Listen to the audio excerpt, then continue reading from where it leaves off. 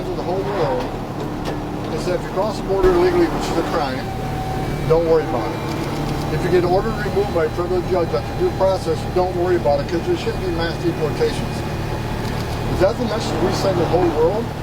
People are still going to put themselves in harm's way and come to the greatest nation on earth. They're going to spend their life savings to give to a criminal cartel. We saw during the Biden administration, when there wasn't no immigration enforcement, over 4,000 aliens died next day during the historic record. 250,000 Americans died of fentanyl in historic record.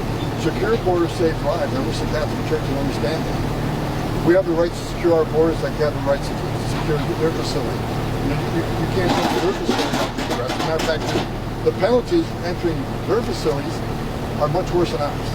So, we're going to force the law, and by doing that, we're saving a lot of lives. Secure border saves lives. And one of the reasons no one talks about why we have the most secure border in the history of this nation is because exactly what ISIS is doing. ISIS sent a message to the whole world: don't give your life savings to come to the country, because you're not going to be released. You're not going to cross the border illegally when you're prosecuted. The Catholic Church and all. I'm sorry. I'm a lifelong Catholic. I'm saying it as not only a borders, I'll say it as a Catholic. I think they need to spend time fixing the Catholic Church, in my opinion. On H-1B visas, would the president's recent comments as any kind of a reversal? Do you think that H-1B visa policy is going to change based on hearing him say that? That's still being discussed, so I don't have no comment on that right now. There are reports out of London that British intelligence is no longer sharing intelligence with the US following grave concern around the legality of operations in the Caribbean. Can you confirm that, and what is your reaction to the idea that a key ally like the UK is so sceptical of the legality of your operations? First of all, it's out of my way, but I don't think the UK is a friend of this country, a friend of the president. I don't think there's skepticism. And I'm not familiar with not sharing intelligence. Again, it's out of my way. I'm a border guy, so that's a question for the ex-secretary or the Secretary of State. Any more on the protest outside of the Refugee facility? Yeah. Any more on the protest outside of the They got a right to protest. Have at it. Don't cross the line. I was watching the video before I came out here. When they put hands on a law enforcement officer, they're getting arrested and going to jail. You have a right to protest, but don't cross the line.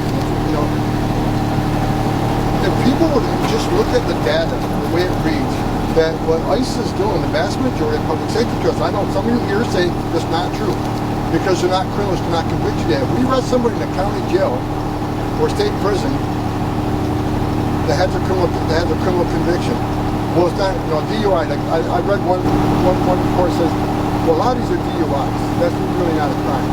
Really? 12,000 people a year die from DUIs. I consider that a significant public safety threat.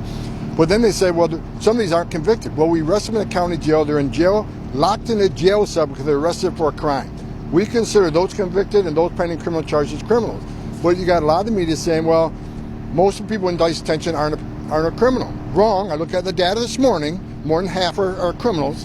And as far as what we're arresting, it hovers around 64 to 70% are criminals. And who are the others? 30%, which the media ignores. A lot of them are national security threats. Most national security threats don't have a criminal history. We arrested several thousand Iraqi nationals. Most of them don't have a criminal history. Why is that? Because they're laying low to do whatever they want to do. A lot of them are gang members. A lot of gang members don't have criminal history. And like I said, a lot of them are fugitives. Those who had due process were orderly moved and went and win. Yeah, we're arresting them. But we're the most non-fugitive, non-criminals, non-public safety threat, non-national security threats. Where do most of them get arrested? Sanctuary cities, because rather than giving us the bad guy in the safety and security of a jail, they release him in the community. We go in the community and find him. When we find them, many times they're with others. Others in the United States illegally. Well, guess what? They're going to get arrested too. They're in the country legally. It's not okay to be in the country legally. It's not okay to enter the country legally. It's a crime. And the message we're not going to send: come here illegally. Just don't commit another crime, and you're safe. Not the message we're going to send. That's why we had the most secure border in lifetime in the history of this nation. Not only that, let's not forget, it's just not about immigration. It's just not about a secure community. The stronger the border is, the stronger our national security is, because we now have a pretty good handle on who's coming in, what's coming in, where it's coming in, and why it's coming in, which didn't happen in the 4 years of the Biden administration. 2.1 million gotaways. Biggest national security vulnerability this country's ever seen. Can I ask you about the refugee cap now that the president has announced that the shutdown is ending? Will you consult with Congress on those 2026 refugee targets, or no? There's discussions going on. With Congress? Yes. It's my understanding that's mandated. That's why I'm asking. I guess I'm curious whether there's flexibility in that number, or is that the number? I talk to members of Congress every day. So there's discussions going on. But look, it's President ultimate authority, and but I think this administration is working well with members of Congress on anything related to immigration. Sir, Sir Nicolas Maduro down in Venezuela, do you think his days in power are numbered? The pressure's really ramping up. I can't comment on that. So as a member of the administration, do you think the $50 million bounty on his head, that reward being offered by the U.S. for his arrest and or conviction, is $50 million enough, or do you think that needs to go up? I got no comment on that. Look, Maduro's not a friend of this country. What they did during the last 4 years, they sent, Venezuelan gangs to this country. We saw what happened. We saw how many young women were raped and murdered by members of this gang. What I appreciate, President Trump took immediate action calling TDA a terrorist organization, MS-13 a terrorist organization, is the right move to make. And I said, even before the administration came into power, designating these groups terrorist organizations is the right thing to do. Especially the drug cartels. They've killed more Americans than every terrorist organization in the world. It's about time we had a strong president like President Trump come in and hold these people accountable.